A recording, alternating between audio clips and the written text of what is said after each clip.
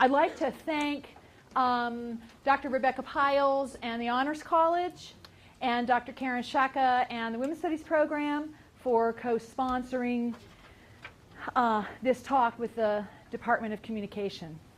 And I'd like to thank my PR person, Lise Cutshall, who's in the back and really hates when I do this, but she's the one who designed the poster and the rat card and got me a spot on Daytime Tri-Cities, and you know, it just goes on and on. So I appreciate you, Lise.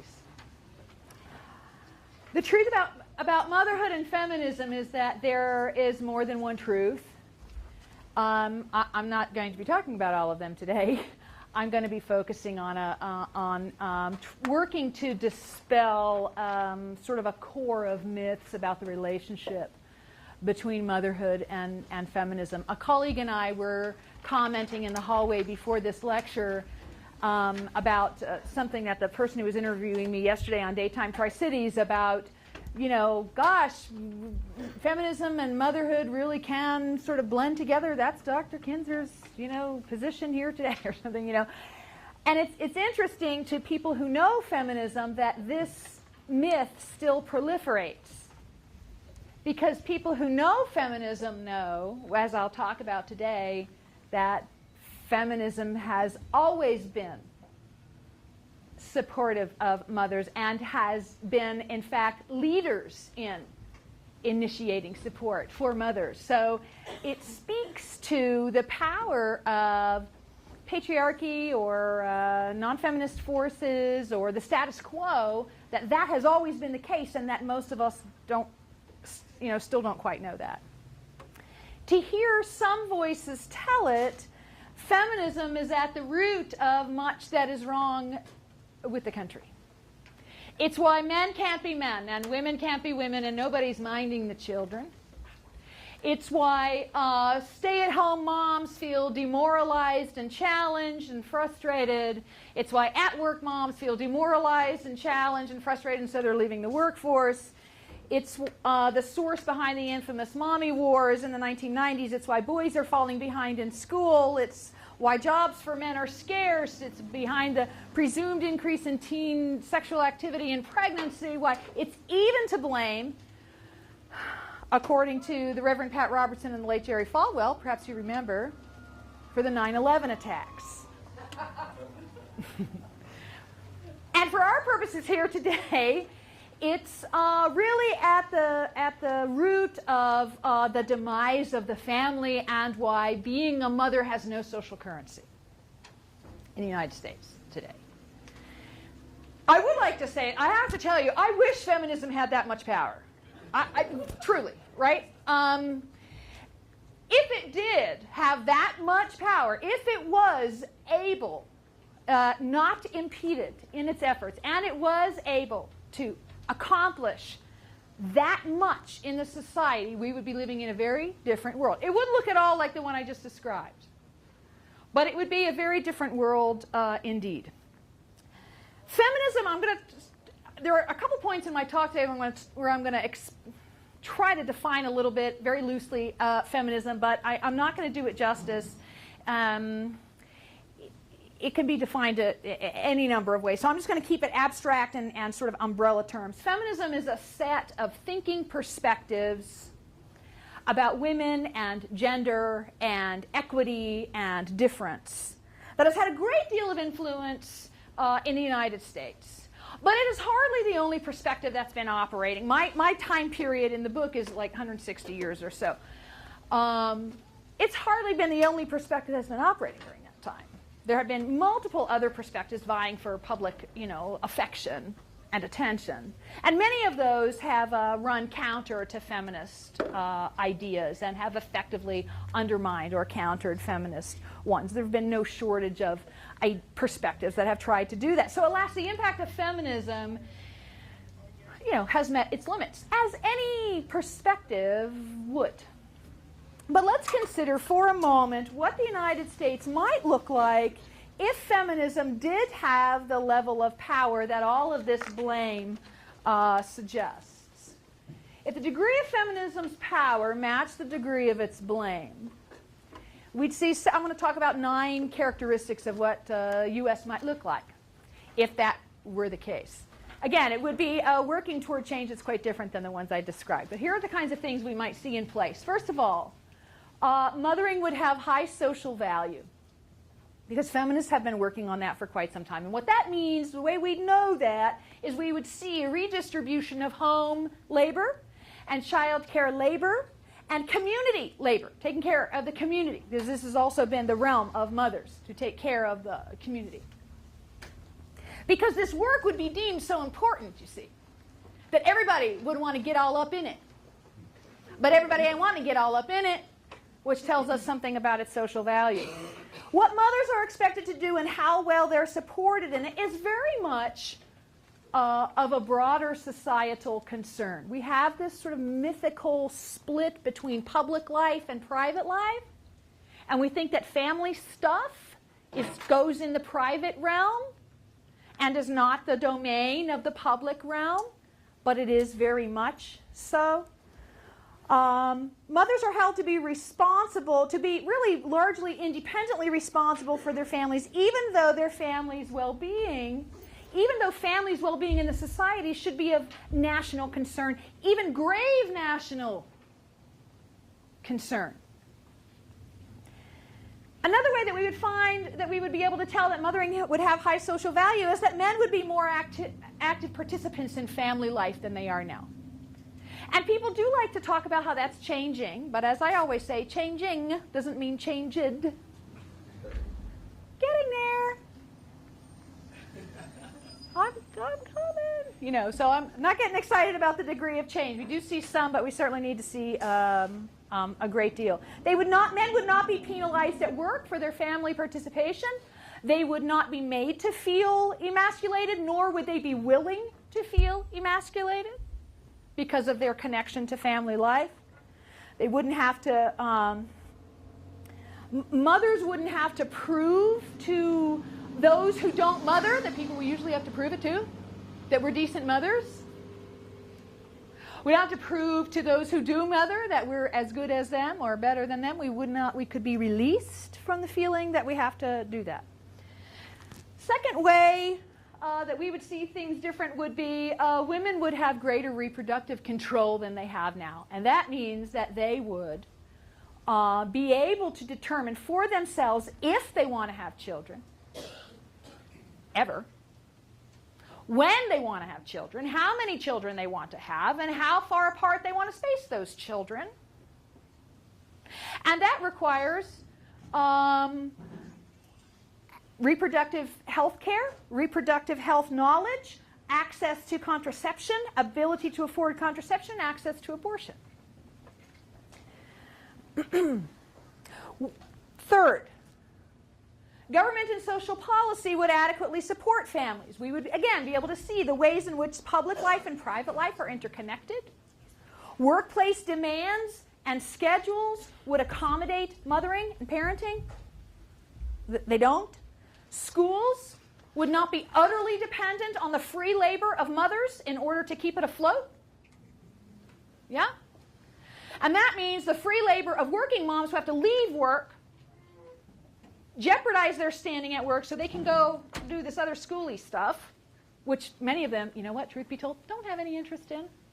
As I say to my son, I've been in 4th grade. I did it 4th grade. It was all right, but I'm not interested in doing it again. You guys go to a play? Come talk to me. You're going to the dairy plant? You're going to the recycling plant? Mama gonna stay home. Mama got to work. I got deadlines, big deadlines that day, as it turns out. Oh, it's not Tuesday, it's Thursday. I got deadlines that day too. And that's just working moms, but also, you know, at-home moms have interest in doing stuff besides being in 4th grade again, right? But the schools are dependent, utterly dependent on that free labor of parents, mostly mothers, right? And if you don't believe that, if you don't believe that it's mostly moms, just go to school one day. And stand in the hall, and you'll see what I mean. Okay. I mean, you don't need any evidence to back that up. Just go stand in the hallway. Okay. Health care would be accessible and affordable for all mothers and all families. Those mothers and those children are taken care of in terms of health care, and that means that government and social policy would be able to support that. That all families' daily living needs, that the government would see that making sure that people's daily living needs Making sure those are met is an investment in its own future, not taking away the responsibility of the private family. The links between private, the lines that divide private and public are very unclear, permeable in many ways. Okay. Also, standards for mothering would be reliable and attainable. They are not, would be realistic and attainable. They are neither. Now, we are living in a time of unprecedented restrictions on mothers' behavior, unprecedented burden for good mothering. We've never seen anything like it in the U.S. or beyond it ever. You can take a look at any work by historian Stephanie Kuntz if you want to check that out a little bit further, and there are lots of other people besides her. We've never asked of mothers what we're asking of them now. I'm going to talk a little bit about what some of those details are. If feminism had its way, we'd be living in a very different world. Those things would be attainable. They are absurdly out of sync with contemporary family life, out of reach for many women, and completely unfathomable in many ways for poor and working class women who don't have the kind of time and the kind of money that good standards for good mothering require.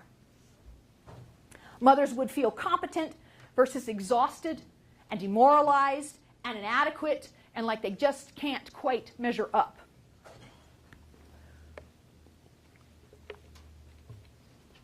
Women would be freer to comment on and reconsider how the family is structured.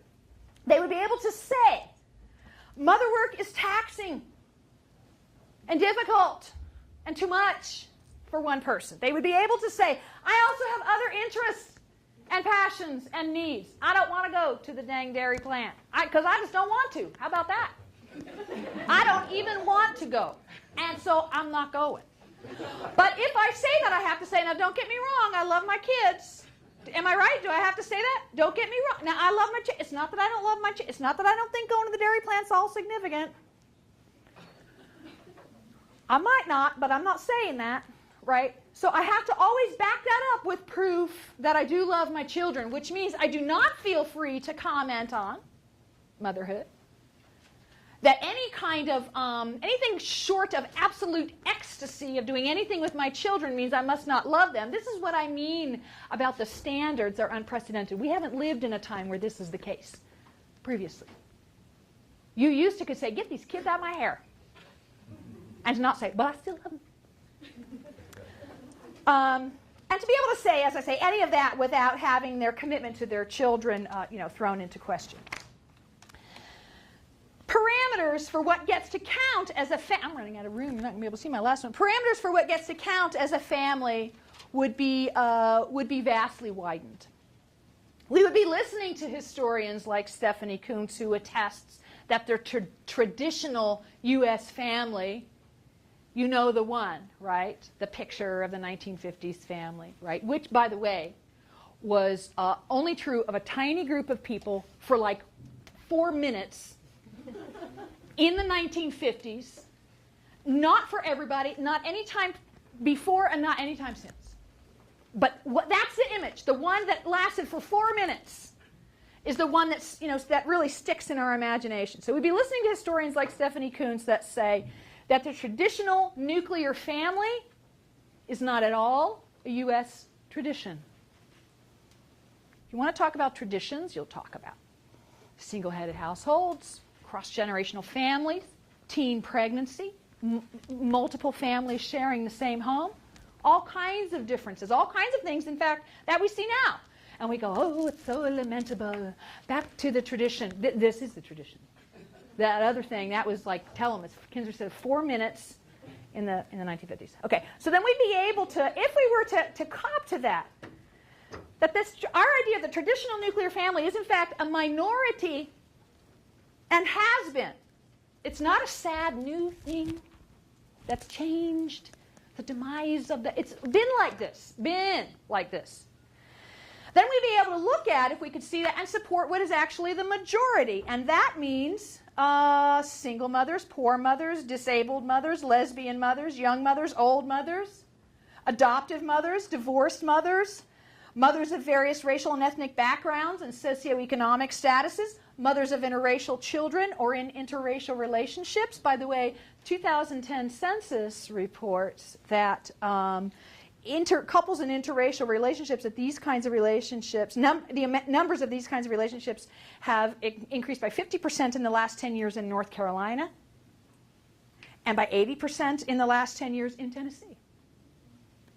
And these are numbers that it all still feels like an anomaly, you know, something that's sort of, that breaks with the tradition, not the traditional family. You know, that's our favorite. So this is the part where I would go to a blank screen if my thing was working, but it isn't. So I'll just leave that up there. The truth about motherhood and feminism, despite what talk show hosts, religious and political leaders say and others, is that feminism has done more for empowering women as mothers and for improving the conditions of motherhood than any other belief system, social framework, or activist position. So if you want to know who's supporting mothers and who has the longest history of supporting motherhood, then you need to be looking at feminism, because that's where it came from. They're the reason this room is populated by women. In fact, this college classroom. Let me tell you what conversations were taking place in the early 1900s, led by physician Edward Clark. And you can actually, when I was writing the book, I looked this up, you can get the PDF of the actual book. Dude's crazy. Okay, but anyway, what he says is that the female body, see, the human body really can go into two directions. It's either reproduction or intellect. So the thing is, if you try to like mess it up, try to turn it in the other direction, then it can't do the one thing it's supposed to do. And for men, as it turns out, it's intellect. You're probably shocked to hear. And for women, it's reproduction. And every time they redirect their energies into intellect, rational development, they're sucking energy, I'm not kidding, sucking energy from their uterus to try to push it up. This is no lie. This is what he's saying. I'm not being funny. To push it up here, then you're robbing it from your uterus. And it's atrophying. It's shriveling. So, sorry, because the longer you stay here in this room today, so for some of you, you're saying, yay, I'll stay here for 6 weeks, you know. But, so those are the kinds of conversations we were having about women in the classroom until feminists demanded that we have a different conversation about women in the classroom. The truth is that U.S. feminism for 160 years and more has acknowledged that family and motherhood is central to many women's lives, that it is central in the larger community, and has acknowledged the importance of these in women's lives. It has worked, especially in the last 30 years or so, to draw attention to the ways that, that children and parents and communities and schools and government institutions and the nation as a whole all profoundly benefit when motherhood is highly valued, and are all profoundly affected negatively when motherhood is not truly valued.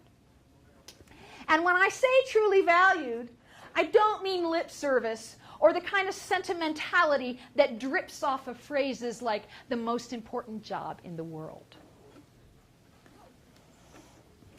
Because anyone who takes a step back and a good look around can see, if it were really considered by the people so enamored of bandying about the phrase, the most important job in the world, then two things would happen. Number one, workplaces, healthcare, education, tax reform, social expectations for child rearing, and equal opportunity would all look very different than they do today. They would support women in their mother work above all else. How else would you treat the most important job in the world except to honor it above all the other ones, right? Doesn't that make sense? I didn't say it was, you said it was the most important job in the world, I want to say to, you know, pundits.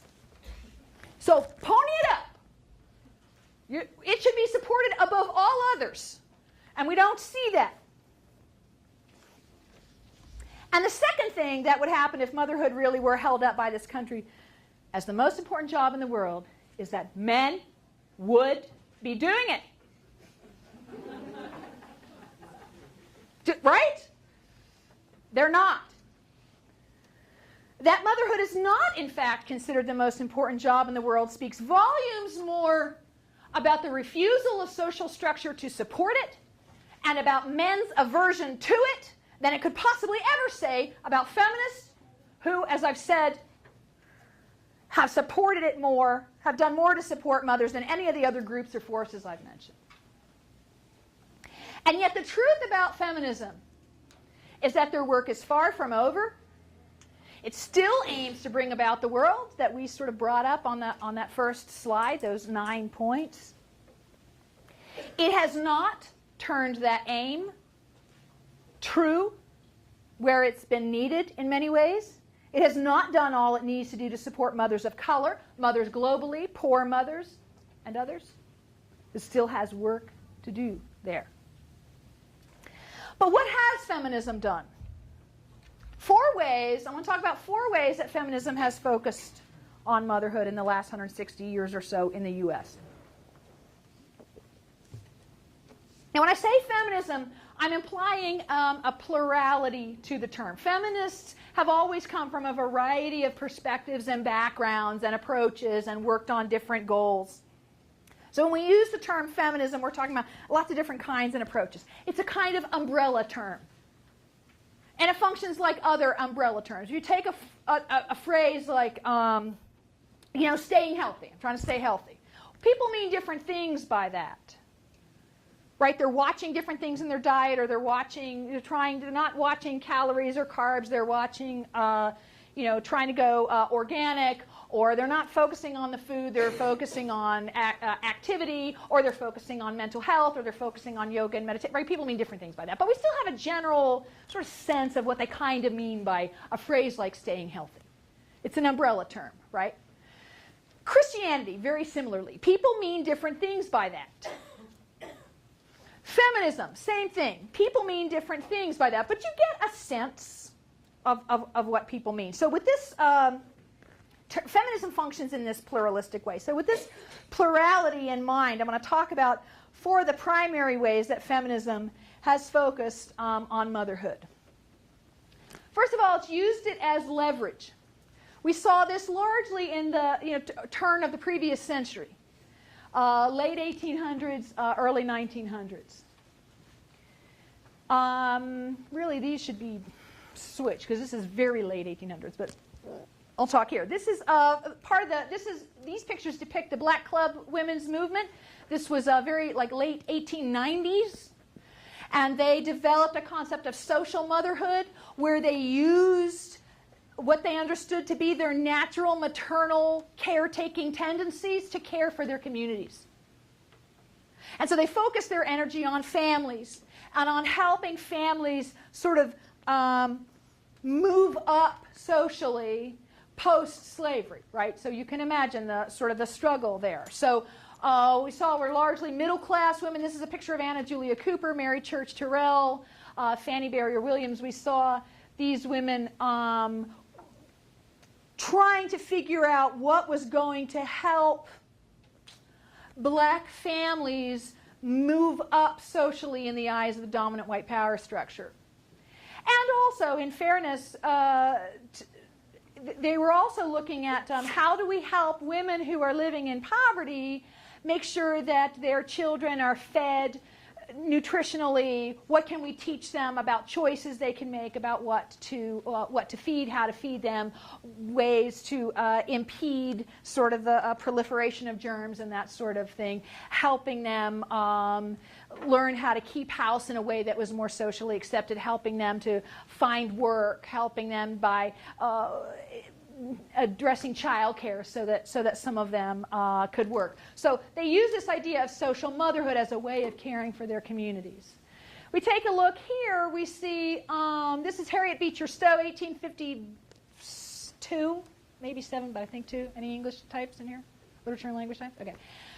say 52. Okay, 52, who wrote Uncle Tom's Cabin. There's some controversy surrounding this book then and now, but largely this book was at the root of the mother-heart argument. The idea was that all women, the idea of the time was that all women are inherently maternal.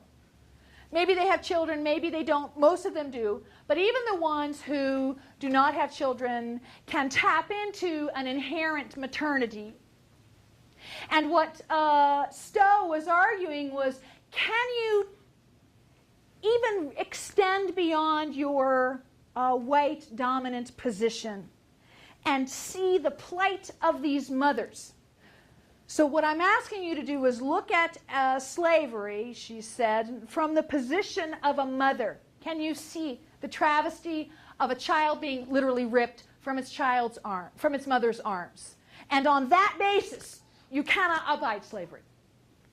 For that reason, because you understand the travesty of that and the pain of that, you are obligated now to work against this. And it was a critical argument in the abolition movement, this idea of the mother heart. The mother heart was also used in arguments about suffrage, sort of starting late 1800s, up until obviously 1920. But two of the arguments that were used to help ground women's right to vote, and of course at the time was largely white women's right to vote, was that government needs the mother heart in its operations.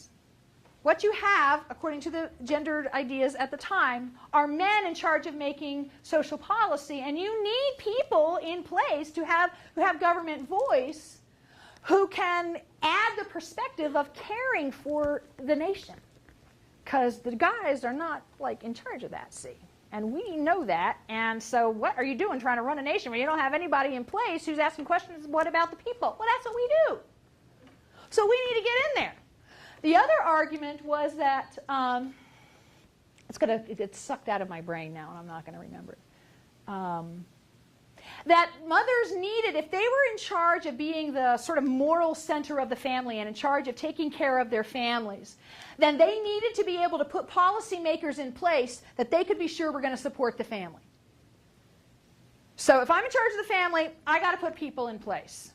If you want to run the country in a way that takes care of its people, you need to have women to have political voice. And so these are the two primary arguments that actually ended up swaying, many toward voting in favor of suffrage. And then lastly, we talked about Edward Clark and his stupendous ideas about women's uteruses shriveling.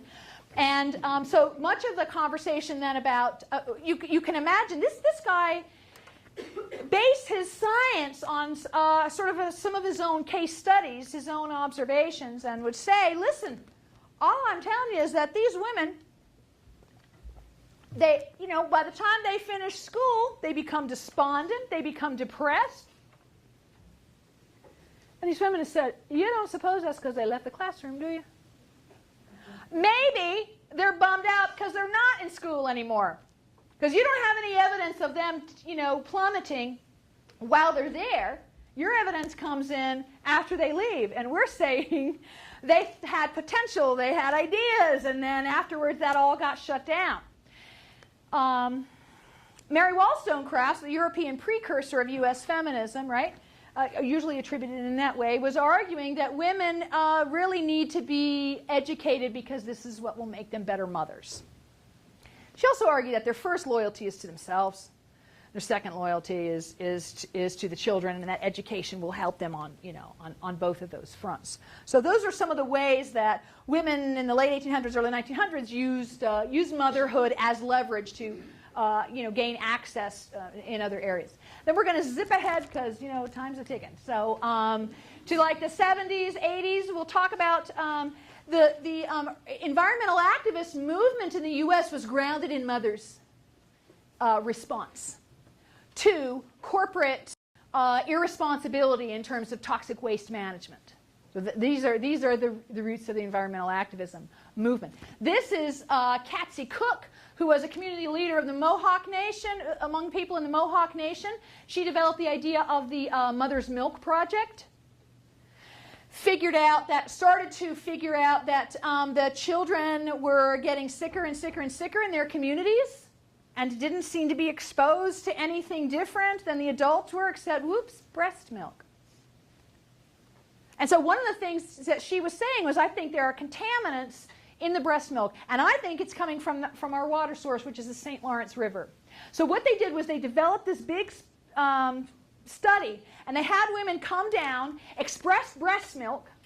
They did tests on that breast milk to find out what chemicals were in the breast milk, found out those were the same chemicals that were in the St. Lawrence River, and the chemicals in the St. Lawrence River were the same ones that GM was dumping into it. So they were able to back this argument that said, GM is responsible for the illness in our children. You're using our mother's breast milk to poison our own children, and you're responsible for cleaning it up.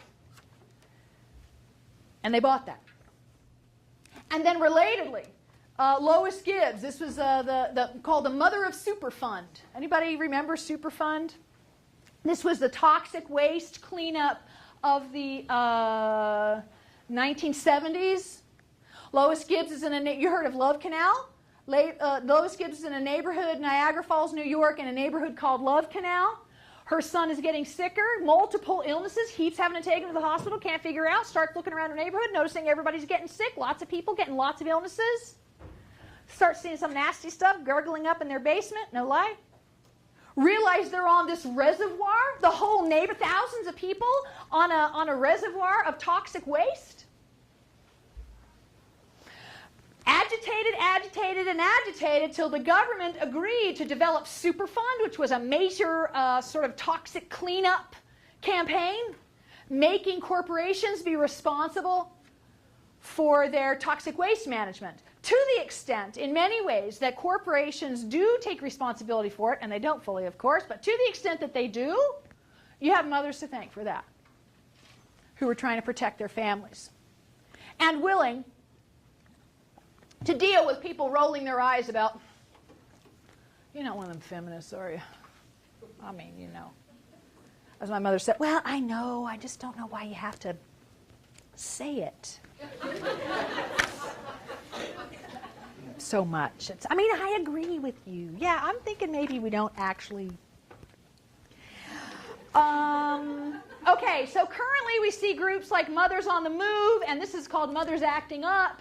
And these are what we call maternalist activists. Later we see, and here we see maternalist activism. Maternalist activism is mothers acting on behalf of other people, their children or other people in the community. We see other kind of mother activists who are acting on behalf of women now in addition to maternal activism. But in the 70s, 80s, we saw that. And here we still see plenty of maternal activism. Mothers Acting Up, they call their group Mothers Acting Up on behalf of the world's children. And they define mothers something like mothers and others who care for people who are smaller than them. So to reiterate that point, they do stilts at their marches. You see these people on stilts. So there's some people on stilts, and everybody's smaller than them. So then we get to see, sort of the magnitude of their focus. Mothers on the Move is largely poor neighborhoods, largely ethnic neighborhoods, largely black neighborhoods. And these are mothers who agitate, gather and agitate for things like tenant rights, healthcare rights, educational access for their children, and the like. Currently, you see momsrising.org. You can go to this website right now. These are the kinds of things that they're working on. You see, some of it is about changing social structure so that it is more supportive of families. Taking a look at the media, healthcare, education, workplace practices, and wages. That's the word that wasn't coming to me. And this is a very active organization now. But we didn't just, what were we on? Not just used as leverage and not just used as leverage, but also critique. So we've used as leverage and critiquing. And I'm looking at the 1960s, 70s here. This is where this idea of, I think, of feminism being anti-family sort of began.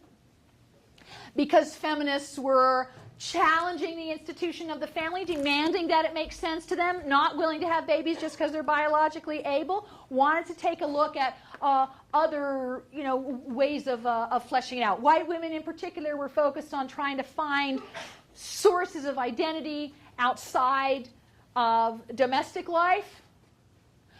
Women of color were trying desperately to leave their dead-end jobs so they could get back home to domestic life, so they could take care of their babies instead of your babies, and clean up their house instead of clean up your house. So women of color at the time were saying, boredom and dishpan hands are really not my problem. This was my mother's argument. My mom's like, yeah, I'm working 2 jobs. I'm not finding like big identity stuff here that the middle class white women are saying. This is what's all in work. It's not in domestic life anymore. It's in work, and we need to add this to what it is that we're doing. But even so, even in the middle of this sort of questioning what women's identities come from is not the same as mother hating or anti-family. What they were in some ways is institution of the family the way it's defined now is sort of what they were saying. We are challenging those ideas. But this was happening at a time when all of social structure was being questioned. Rethinking the entire society. This is anti-war movement, civil rights movement, gay lesbian rights movement, women's liberation movement. So this questioning of the family emerged at a time when everything was being questioned. What's interesting is that this is the thing that sort of sticks in people's imagination, really, what's the craw word? Gets in their craw. I have no idea what that means, but it's that thing. It's something in your heel. I don't know. So they're talking about, this is the thing that stuck as the bad thing. This is sort of a reputation that feminism never could quite shake. And the interesting thing is, this is sort of what I was talking about early on. Why is rethinking something so threatening? We're rethinking it. We're throwing out ideas. Why is rethinking something so threatening? Because we're going to find out that the status quo does not support women, and we're not going to like that? I don't know why you would resist it so otherwise.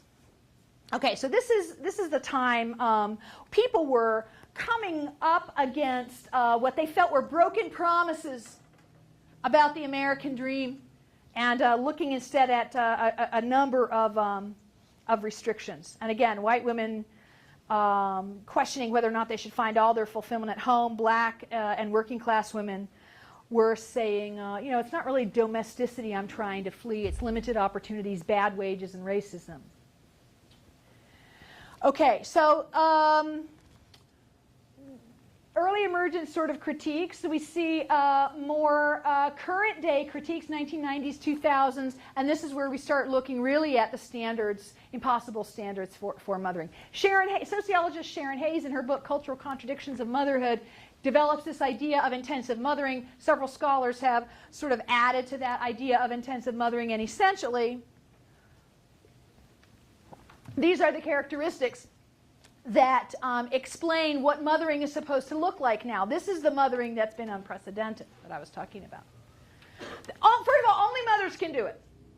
Nobody knows what the mother knows. Now, as a mom, I'm not totally opposed to that idea, sort of. Right? I'm like, I probably know some stuff over time that other people might not quite know. But that doesn't mean that they are not capable of taking care of my children ever. And that does not mean that them being in childcare is a total travesty. Because what we find when we take a look at the statistics is that children are doing fine in childcare. And in fact, in many ways, excel when they've been in childcare if that childcare is of high quality. So the problem isn't that children are lamentably in childcare while their parents are working, but rather that they're in low-quality childcare, which the government should be better supporting. Should see it as an investment in its own future, but the family is its own private island, and the government is not responsible for helping.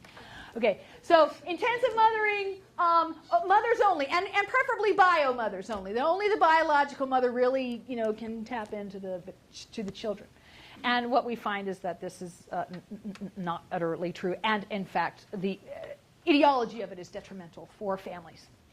Because it allows all those people who are not biological mothers no responsibility. You see, well, I don't know what that cry means.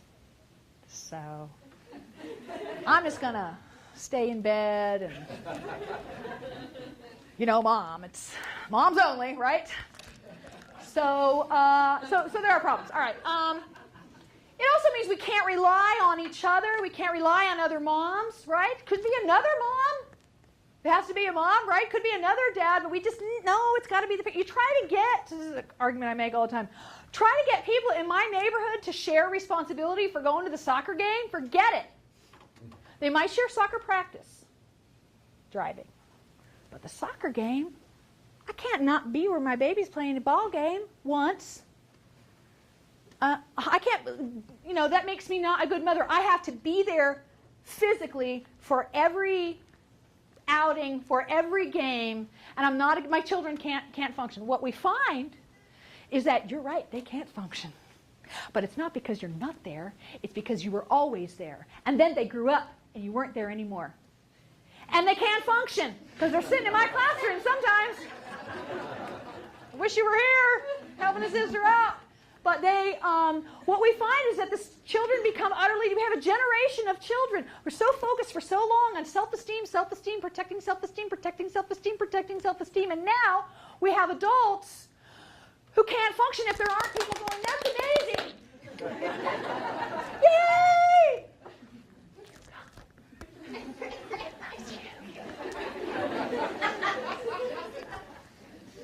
So then they get to class, and then they go. And you say, "Well, this is a C. This is fine." And they go, "I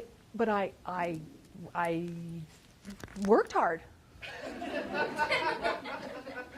Well, that's too bad because I was hoping you didn't work very hard at all. Because then I would just say, "Hey, work hard," and then you could pull it up. So they can't, really very difficult time, this heavy emphasis on parents there all the time. That mother care has to be very time intensive, lots and lots and lots of time, every minute with the children. All of your free time with the children. So you can work full time as long as every minute of your free time is with those children.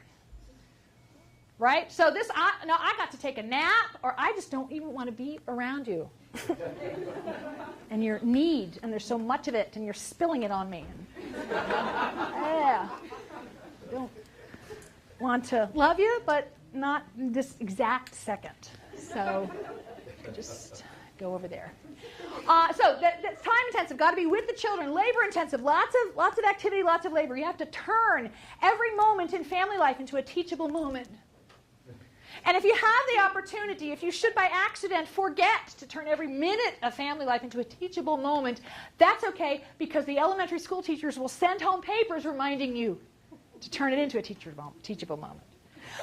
So if you want to be in the kitchen trying to get dinner at the end of a day, right, and you're like, could you just put these cups, don't break them, on the table, just stir this, okay? But the take-home papers say, turn it into a lesson about measurement. Right? Quarter cup. Pour them in, half cup. So there are no math lessons in my kitchen. There might be dinner. Sometimes. And it probably ain't going to be all that good. But if you start throwing all that in mathematical, my point isn't to say to turn, but the expectation that all those lessons have to be turned into something for the children. That I can't fold the laundry unless I'm folding the washcloth into quadrants, for God's sake. That the grocery store, I love the ones at the grocery store.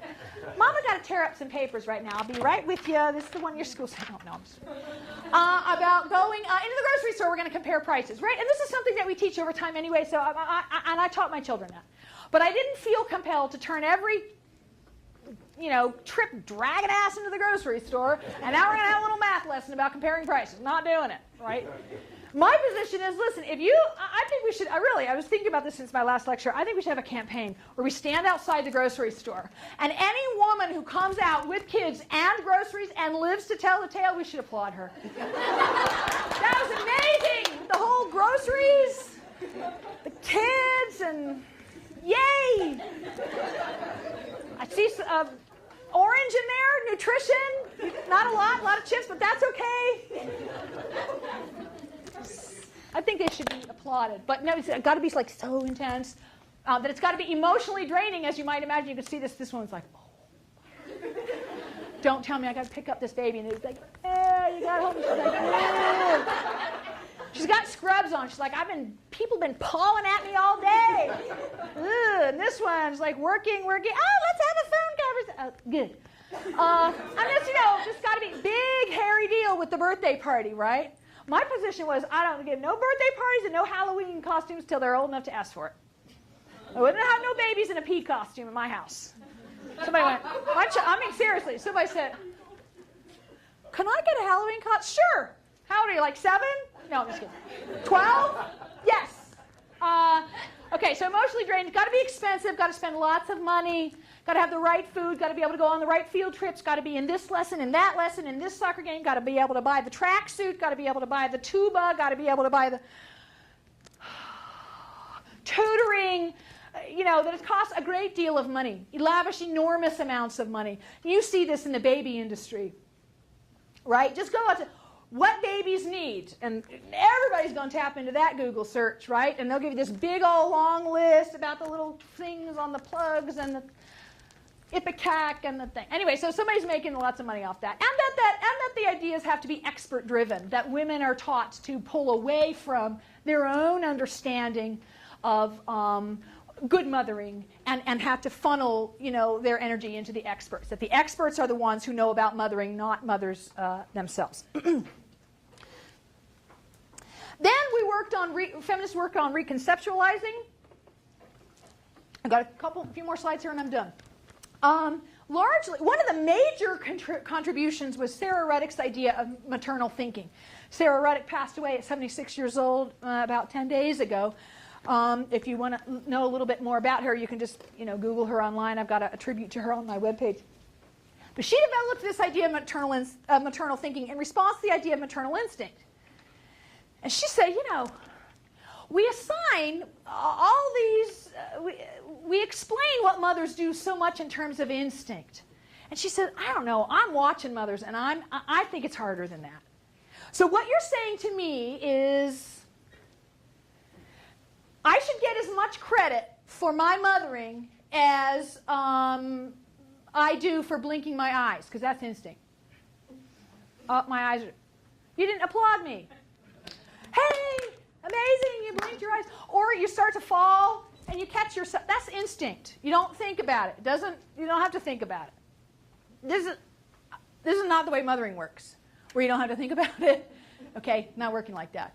So the idea was that it both didn't give credit where credit was due for the kind of discipline that mothers engage in, the self-teaching and training and asking these questions and not asking those questions and gathering evidence based on what the children are doing and whether this strategy worked and this strategy didn't, asking from other experienced mothers, putting these ideas together, developing courses of action from all of that is not instinctual. So part of it is that it didn't give women, it didn't sort of capture the work that women were doing, but it also let who off the hook? Men off the hook. It's maternal instinct. She's got the instinct. So I'm just going to hang back over here while she's doing all that stuff. She just, sort of does it instinctively. And part of what that does is, of course, allow people off the hook who are not the mothers, but it also doesn't give the credit for the difficult work that women are doing. And that, moving away from the idea of maternal instinct, opened up a whole bunch of other stuff like redistribution of labor. So that means that my care of my children is not coming to me instinctive. There's a class that's having to leave because their class is over. So that means that we can redistribute the household labor. It doesn't come to me just because of instinct, right? And that it's something that is learned over time. What happened was then we were able to see that men are as capable of maternal care as women are. That we can't explain that maternal knowledge is developed over time through experience. What we call maternal instinct, Sarah Ruddick says, is actually maternal thinking, which doesn't come to them naturally. It comes to them painstakingly over time. And that means anybody can learn it. And so this was really, really significant early 80s kind of idea that helped us to really rethink things. I mean, anybody who can, upend an idea like maternal instinct is, pretty radical. So that allowed us to continue thinking about redistribution of labor and also redistribution of community labor. Who's the soccer mom? Who's the homeroom parent? What is the government support in daycare?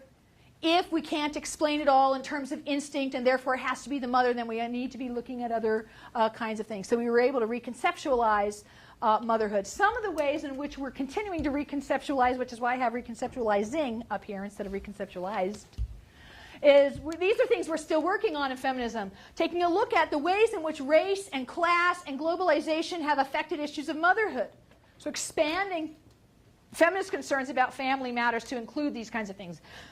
Breastfeeding rights, lots and lots of propaganda about breast is best. Very little social support for mothers who want to breastfeed. Yeah? Still can't do it in public without a big to-do. So I need to do it, but I can't do it. It's shameful, except it's necessary, except I'm not allowed to, but I need to, but not in front of you. I see.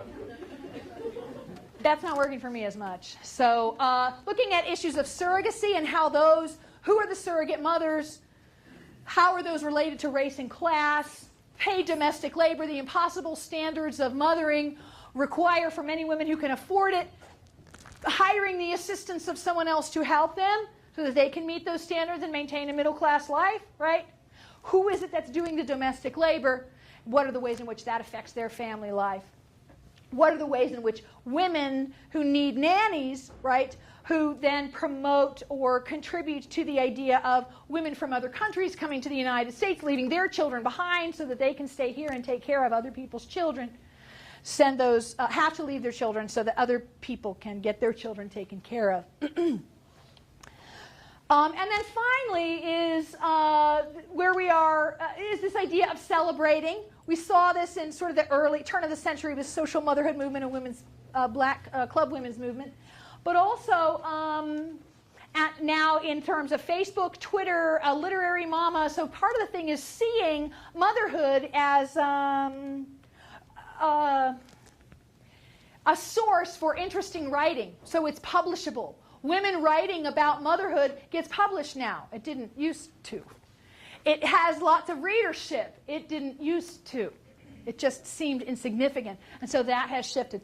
This is Mamapalooza, which is a foundation that honors artist mothers. Sometimes those are mothers who use motherhood as a source for their art. Sometimes they're just mom and rock stars. So this is a band. This is Joy Rose. She's the founder of Mamapalooza. And this band is her band called Housewives on Prozac. This is the Motherhood Initiative for Research and Community Involvement. It's the first and so far only research association that's about motherhood. It's the core of what's now called Motherhood Studies. So we take a look at more honest explorations. Ariel Gore's Hit Mama in the 1990s, talking truthfully about motherhood and not feeling like we have to separate the joy from the critique, that the critique is a part of the joy. So you see that if you have a chance to visit my blog, you'll see this sort of, playful cynicism, sometimes not so playful cynicism, and plenty of, sort of enjoyment wrapped, and not feeling like I have to choose from among those. So what has feminism accomplished in closing, and what work remains? Well, voices of women of color are more active in political decision-making and development of social policy. We see that women are more economically independent than they have been. Our conversations about reproduction are not about uteruses shriveling anymore, I'm happy to say, but are about issues like reproductive control. We have continuing to celebrate and understand a wide array of family forms. There's a huge motherhood movement afoot. You can see, moms rising, mothers acting up, Mamapalooza are all evidence of that.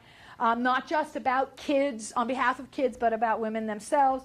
That it's more widely accepted that women are going to have identity, beyond motherhood. But what remains? Here are some things that remain. Women are still thought of largely in terms of their maternal capacity. If a young woman decides that she does not want to have children, she will not be able to get a hysterectomy because the assumption is that she'll change her mind. Someday we'll be talking about that, and our grandchildren will go, really? You couldn't just get one? We say, yeah, I know, right? Isn't that weird? That the standards for good mothering are still out of sync and impossible to reach. Men's participation in family life is still relatively distanced from home and child care. These mythical images, 1950s images, still captivate the public imagination. Reproductive control, real reproductive control still remains elusive for many women. And government and workplace is still resistant to acknowledge that their employees are part of families and that they have to reckon with that. And they still want to do this public-private, sort of split. If women are to live in free and empowered ways, as feminism argues they must be enabled to do, then we must continue building on the foundation laid by women and mother advocates in U.S. history, even as we envision a better future for women. An empowered future for women and mothers is one in which feminists and other women and mother activists acknowledge the ways that the maternal terrain remains unmoved and how women's lives are affected differently by that. So that we don't mistake some change for sufficient change. And so that we can most effectively counter the idea that feminism's work is done. An empowered future is one that offers community to a wide range of families and an endless array of mothering possibilities. Such a future is open to the perpetual changes that women and their families will face as social, economic, political, and institutional realities fluctuate and transform. It will ensure that the conditions in which women mother allow them to take the best possible care of themselves as they contribute to the best possible care of their families.